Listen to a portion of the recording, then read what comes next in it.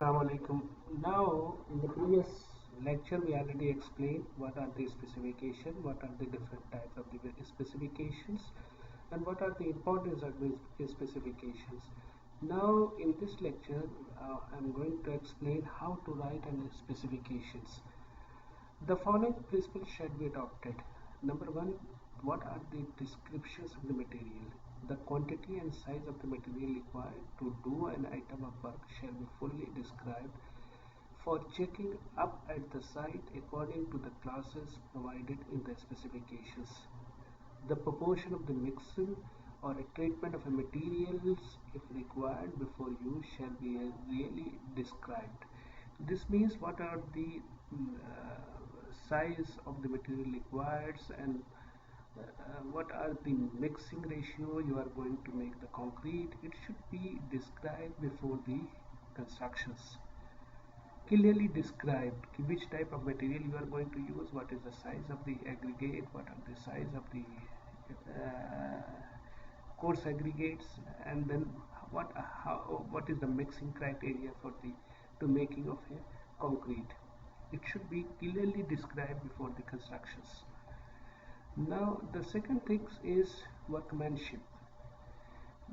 The complete description of workmanship, the method of mixing and proportion, the method of laying, preparations of the base or surface, compaction, finishing and curing.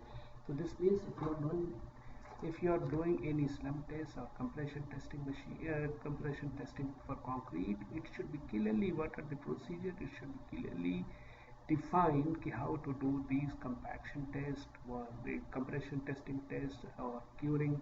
Whatever you are going to do to check the quality of the material, everything should be clearly defined. Then what are the tools and plants?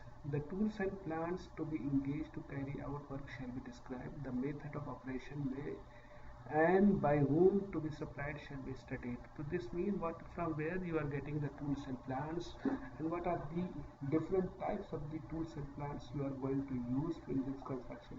It should be clearly described in the specifications. Now, what are the protections of the new work? The method of protections of the new work against damage or the method of curing if required.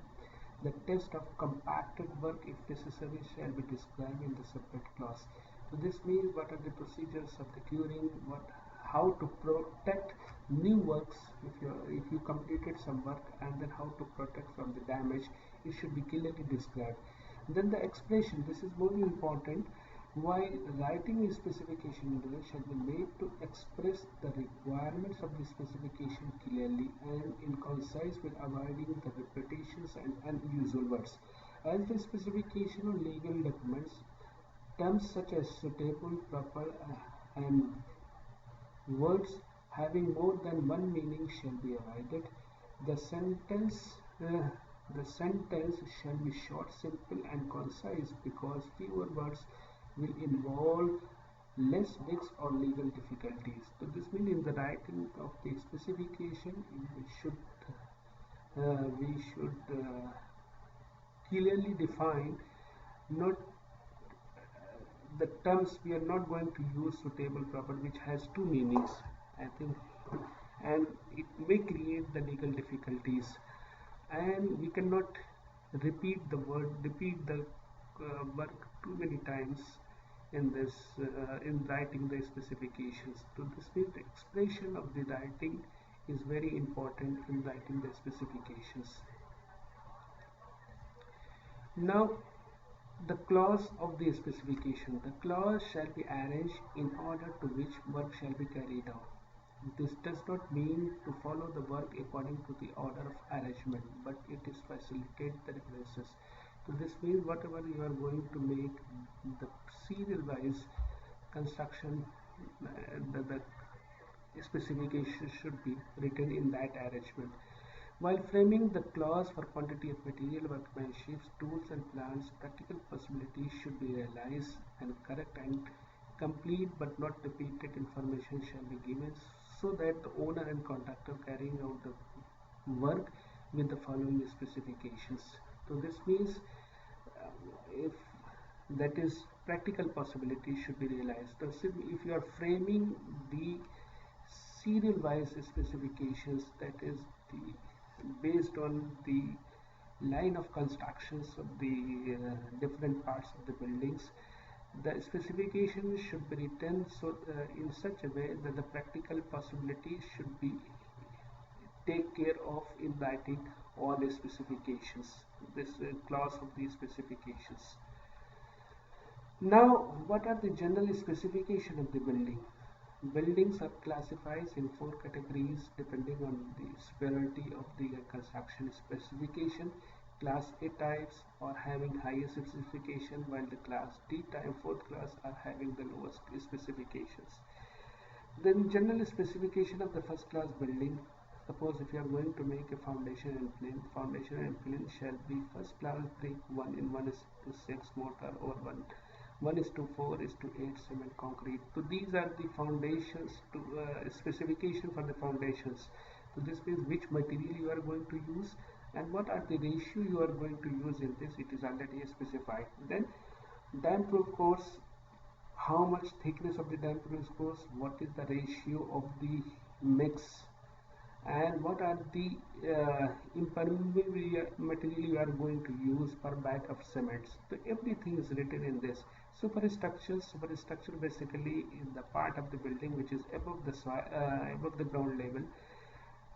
Superstructures shall be first class with 1:6 cement mortar. Lintels over windows shall be RCC. So this is already done, already specified here. So you have to make a superstructure of a building with the first class brick, and the ratio of the cement mortar will be 1:6.